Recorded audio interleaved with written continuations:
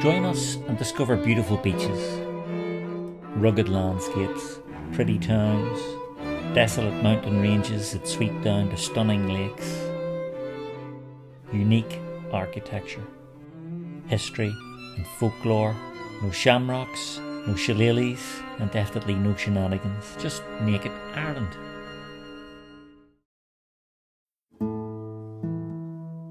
In this second of 3 parts of our Ulster Folk Museum exploration, we take a look at the many ecclesiastical buildings that are sited here, one of which is in front of us now.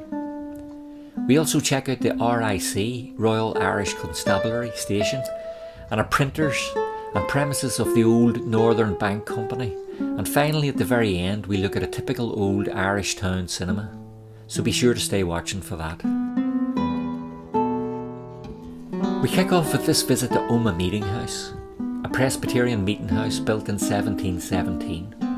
As you can see, it's quite an austere and unadorned religious environment, not at all like the Catholic churches of the day.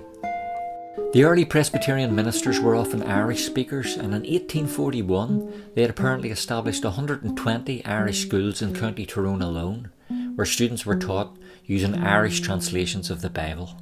One Presbyterian scholar even wrote a landmark book on Irish grammar in 1808, based on the Irish of County Down.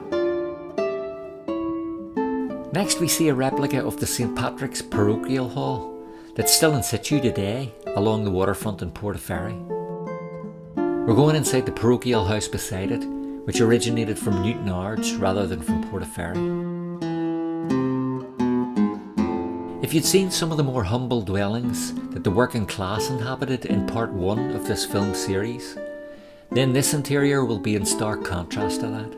Look at the proportions of this room and how well it's furnished. Relatively luxurious by the standards of the day, I'd say.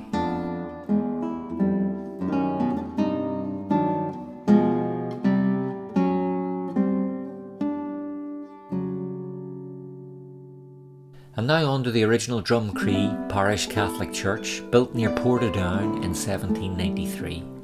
But just before we do, and while we walk down this beautiful laneway, please give the video a like if it's been of interest, and hit the subscribe button, that helps out a lot. This church was moved here in 1990, and it's a very interesting exhibit since its original date of construction predates the repeal of the penal laws, which had severely curtailed the rights of Catholics in Ireland.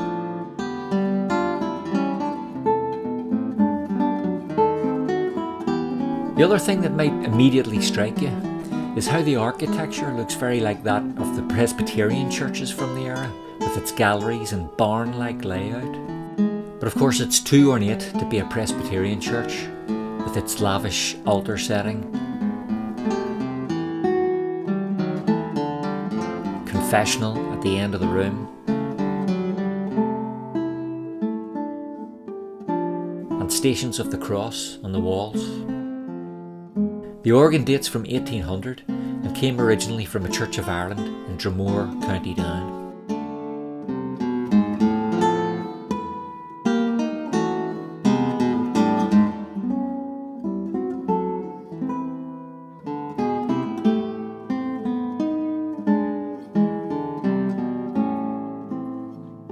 Next we visit the old rectory, and this is perhaps one of the most picturesque buildings in the museum. Again, this is an original building and not a replica, finding its way here in 1971, but having originated in County Antrim in 1717. It was inhabited by a Church of Ireland clergyman, and his descendants lived here until as late as the 1930s.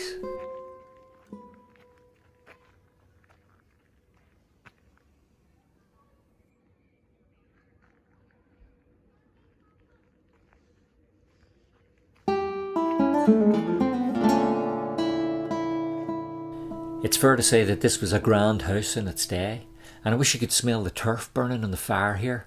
These are the details that make this museum very special.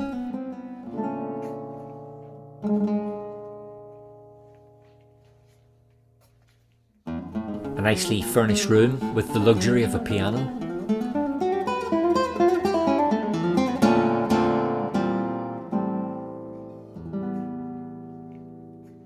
and some amazing period furniture throughout this house.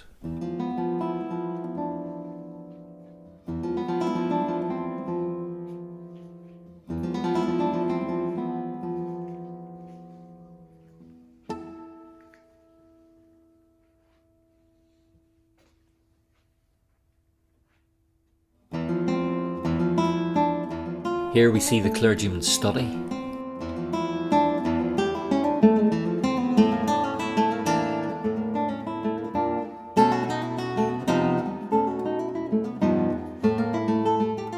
And now a quick look upstairs.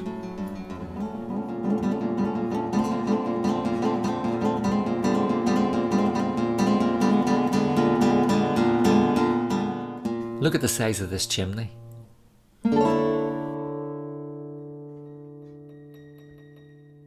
And this was a lavishly furnished bedroom for its day.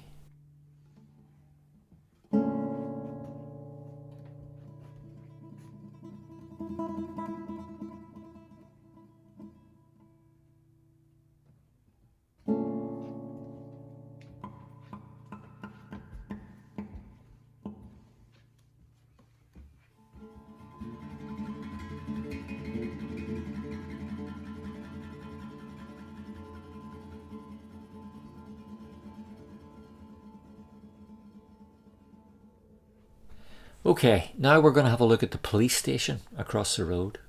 I'm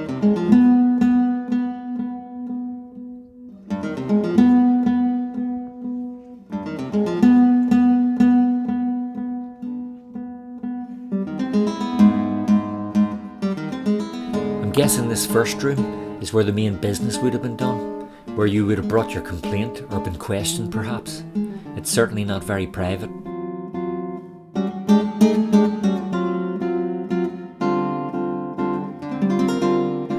Then we have the sergeant's office, and that's his computer there.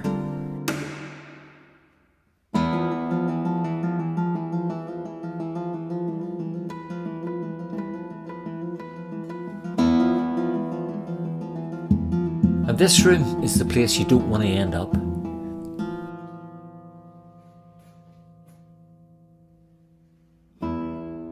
Basic accommodation, but a nice view.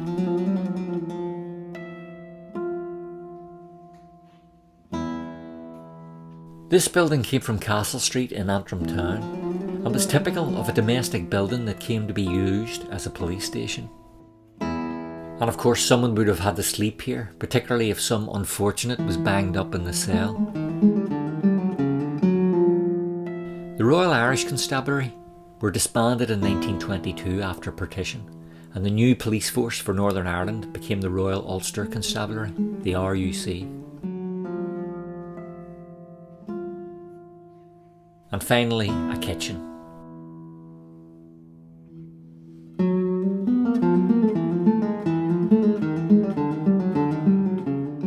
A little further along the street, we pass the post office.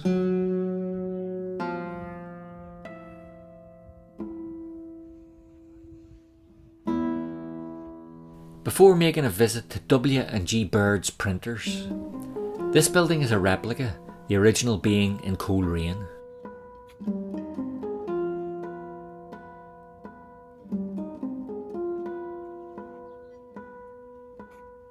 I couldn't get into the ground floor, but the upstairs has some interesting stuff. But what about giving the video a like at this point if it's been interesting, and please hit the subscribe button to support the channel.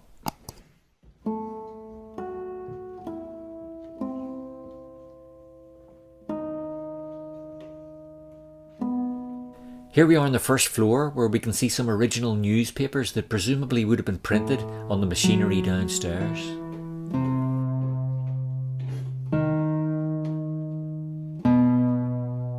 And this very opulent and learned looking reading room, complete with harmonium, looks like an ideal place to relax with a book or the latest edition of the local rag.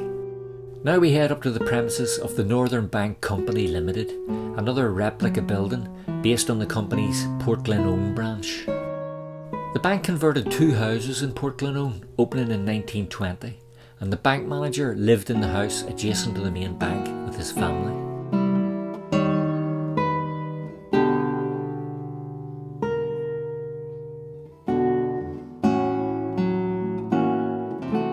As you can see, the detail in this reconstruction, which was done using the original architect's plans, is really fantastic.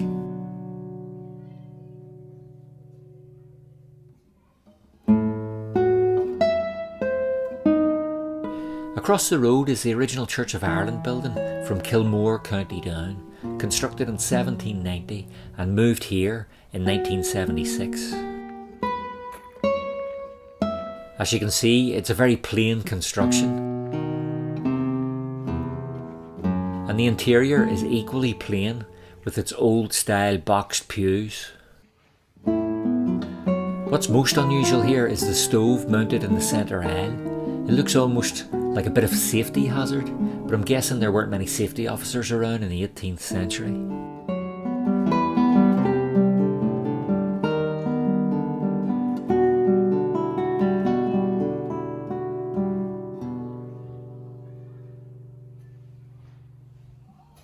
Finally, we take a look at this place, an old cinema or picture house, again an original building, this one from the town of Guildford, County Down.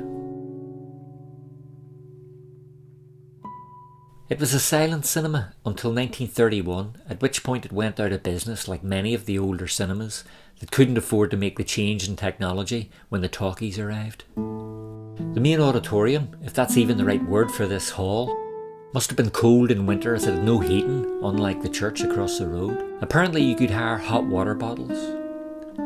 As you can see, there was no screen, with these silent films just projected on the white wall. The building itself dates from the 1850s and remained in situ long after its closure until acquired by the museum in 1996.